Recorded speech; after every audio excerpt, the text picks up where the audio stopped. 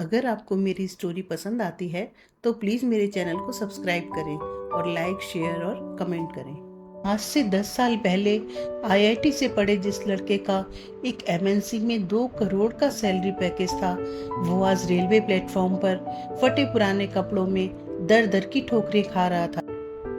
लेकिन आखिर ऐसा भी क्या हो गया जो उसके हालात इतने खराब हो गए? आइए जानते हैं। निखिल बचपन से ही बहुत होनहार था। बहुत ही स्मार्ट, गुड लुकिंग।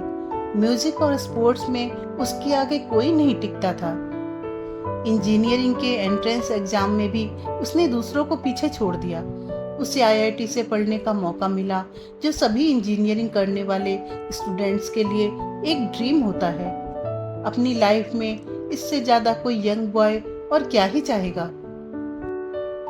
आईआईटी में भी वो एकेडमिक्स में दूसरे स्टूडेंट से आगे रहा। इंजीनियरिंग के लास्ट ईयर में एक यूएस बेस्ड मल्टीनेशनल कंपनी ने उसके कैंपस में विजिट किया। अलग अलग तरीके के 7 एग्जाम्स के 7 लेवल क्लियर करने के बाद उन्होंने इंडिया से केवल 10 स्टूडेंट्स को रिक्रूट किया और निखिल उनमें से एक था। अब आप खुद ही अंदाजा लगा सकते हैं कि वो कितना टैलेंटेड रहा होगा। उसकी सैलरी 21 लाख फिक्स की गई।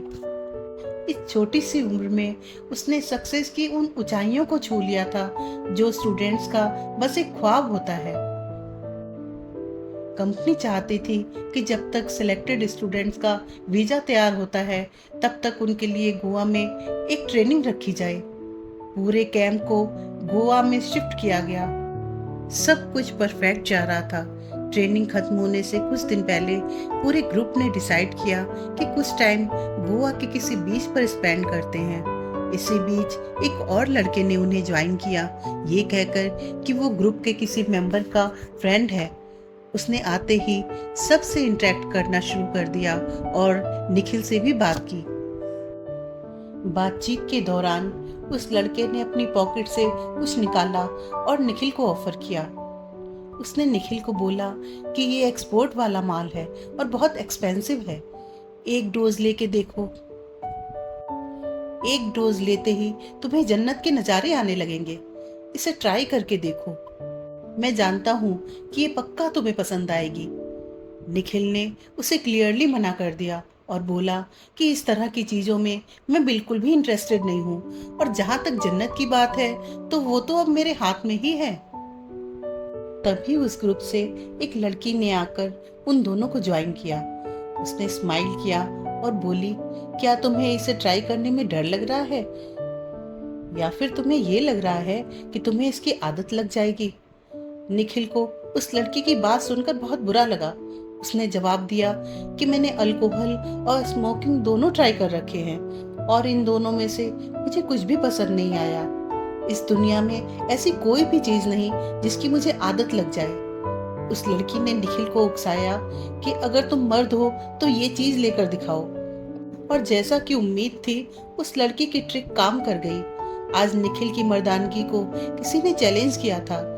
उसने उस लड़की की डिमांड के आगे खुद को सरेंडर कर दिया और उस चीज का इंजेक्शन अपनी नस में लगा लिया। पहली डोज तो फ्री थी, क्योंकि सेलर को पता होता है कि अगले दिन वो बायर उसके पास दोबारा पक्का आएगा, और ऐसा ही हुआ। अगले दिन निखिल उस सेलर के पास दोबारा गया और उससे दोबारा ड्रग खरीदी। अब वो इसके बिना रह नहीं पाता था। ऐसा ही काफी दिन तक चलता रहा और फाइनली एक दिन उसके सारे पैसे खत्म हो गए।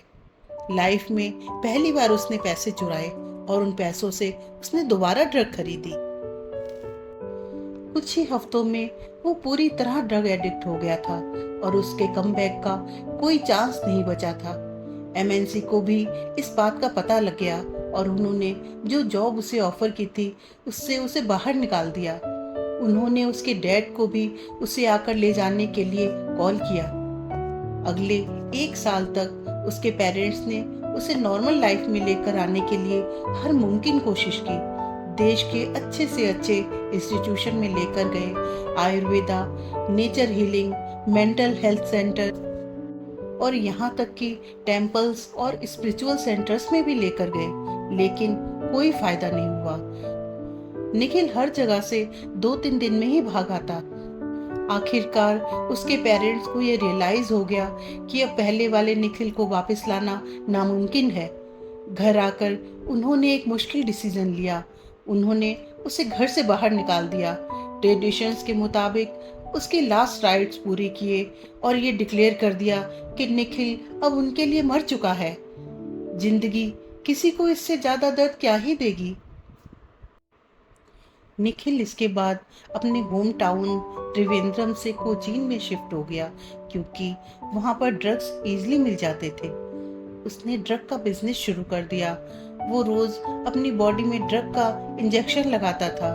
उसकी बॉडी में कोई ऐसी जगह नहीं बची थी जहां इंजेक्शन के निशान न हो।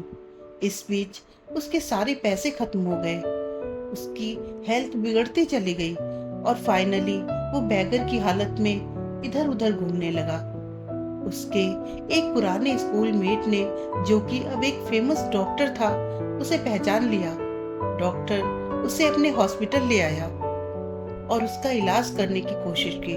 उसने निखिल के फादर को फोन किया और उन्हें उनके बेटे के बारे में बताया। सुनकर उसके पापा का दर्द फूट पड़ा। वो काफी देर तक रोते रहे, फिर अचानक जोर से चिल्लाए, डॉक्टर, वो मेरा बेटा नहीं है, प्लीज उसे यहाँ वापस मत लाना। मेरी बेटी की शादी हो रही है और मैंने उसके ससुराल वालों को बताया है कि उसका भाई एक रोड एक्सीडेंट में मर चुका है। अगर उन्हें पता लगा कि वो अभी भी जिंदा है और एक ड्रग एडिक्ट है तो मेरी बेटी की शादी कैंसिल हो जाएगी और मेरी बेटी की जिंदगी बर्बाद हो जाएगी। मैं अपने एक बच्चे को तो पहले ही खो चुका हूँ। प्लीज कम से कम एक को तो मेरे लिए जिंदा रहने दो। डॉक्टर, उसे मार डालो, उस पर रहम करो। उसके जिंदा रहने का अब कोई फायदा नहीं। उसे मारने के बाद उसके ऑर्गन्स डोनेट कर देना और उसकी बाकी की बॉडी को मेडिकल स्टूडेंट्स की स्टडी के काम ले आना। उससे किसी को तो कोई फायदा हो।